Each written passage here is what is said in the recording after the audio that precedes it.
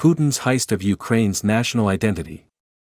America's debate over who we are can't ignore Russia's war. A bad habit in our confused times is to communicate in words and phrases no one fully understands. Maybe that's intentional. Merriam-Webster, the dictionary publisher, chose as its 2022 word of the year, gaslighting, which has something to do with misinformation, which itself is said to be different from disinformation. I think the dictionary people got it wrong. The real word of the year is identity. In the US, personal identity debates pitch us into the briar patch of gender self-identifiers and pronouns with no agreed-upon meaning. But the heat goes even higher in arguments over national identity. Before the midterm elections, President Joe Biden criticized Republicans for going MAGA, a Trumpian phrase that stands for Make America Great Again. MAGA and the 1619 Project have become fighting words in a civil war over national identity that is dissolving a common understanding of what America represents. With Brexit, the Brits spent 5 years fighting over who they are. National identity debates are messy, but one country's ordeal makes the stakes crystal clear. No nation deserves to go through what Ukraine has endured with Russia's unprovoked invasion, but unlike many wars that lose sight of why they're being waged, Ukraine's is a case study in the meaning and value of national identity. For those of us looking on from afar, the war there has become a daily display of indiscriminate Russian bombing, leveling infrastructure, apartment buildings and hospitals. The result is a seeming infinity of rubble. We've learned that this is how Russia wages war, in Ukraine, Chechnya, northern Syria, or any future theater. As always, urban bombing's goal is to break the opposition's will to resist, but it is about more than that in Ukraine, which was made clear in a recent journal article about Russia's systematic looting of the Kherson Art Museum before Ukraine's military recaptured the city. What happened at the Kherson Museum has little resemblance to the Russian infantry's crude, random looting of stores and homes. It is more like the Taliban's destruction in 2001 of Afghanistan's huge 6th-century Bamiyan Buddhas, an act regarded as barbarism.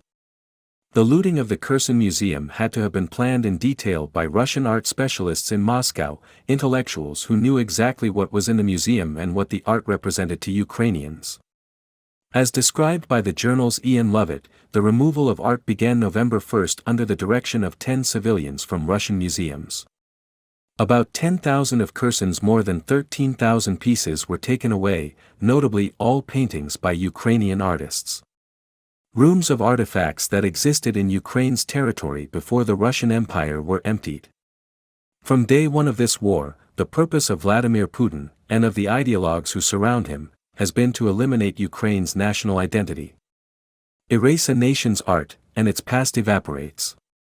The Ukrainians are said to be putting much of their national heritage in hiding or temporarily moving it outside the country, an activity reminiscent of what countries did during World War II to avoid similar heists of national identity by the Nazis. It may well be that in our time historical memory has been reduced to last week's Instagram posts, or such embarrassments as Kanye West's recent remarks on Hitler. But surely support for Ukraine from the war's earliest days by formerly placid Europe is explainable in great part to its understanding that a successful Putin destruction of Ukraine's national identity would set an ominous precedent. Jens Stoltenberg, Secretary General of the North Atlantic Treaty Organization, said last week the alliance would support Ukraine for as long as it takes and that we will not back down. One hopes that includes the alliance's member living in seeming security across the Atlantic. Nationalistic sentiments have become rife in the U.S., most often on the right. They reflect a belief or fear that the traditional underpinnings of American identity and economic security are being undermined by an influx of non-English-speaking immigrants, globalization, radical reinterpretations of U.S. history and certainly the new vocabularies of personal identity. This is an important and worthy discussion that doesn't deserve dismissal as little more than right-wing MAGA. But the danger in a nationalistic U.S. drift, especially in Congress, is that it could turn quickly into insularity, the impulse to cut off America from a troublesome world that just isn't worth our attention. The short version of navel-gazing nationalism is that we have needs at home, but what country doesn't? Last May, 11 Senate Republicans voted against a Ukraine aid bill, and in October, the House Progressive Caucus sent Mr. Biden a letter, quickly withdrawn, urging him to negotiate a settlement directly with Mr. Putin. Ukraine is a sovereign nation with a population, though dwindling, of nearly 44 million. The terms of the struggle to preserve a nation's national character could not be clearer. If Mr. Putin outlasts the free world to prove it's possible to absorb a nation's identity, his win will leave the rest of us standing on the downslope of what we say we represent.